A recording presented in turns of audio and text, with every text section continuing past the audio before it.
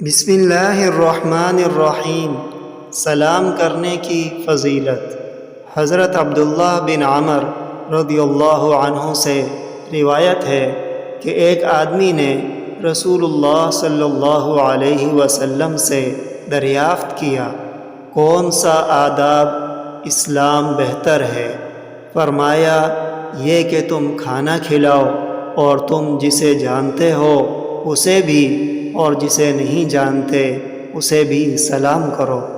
حضرت ابو ہریرہ رضی اللہ عنہ بیان کرتے ہیں، رسول اللہ صلی اللہ علیہ وآلہ وسلم نے فرمایا، تم اس وقت تک جنت میں داخل نہیں ہو سکتے جب تک تم مومن نہیں بن جاتے، تم اس وقت تک مومن نہیں بن سکتے جب تک تم باہم محبت نہیں کرتے۔ کیا میں تمہیں ایسی چیز نہ بتاؤں جب تم اسے کرنے لگ جاؤ گے تو تمہاری باہم محبت ہو جائے؟ آپس میں سلام پھیلاؤ۔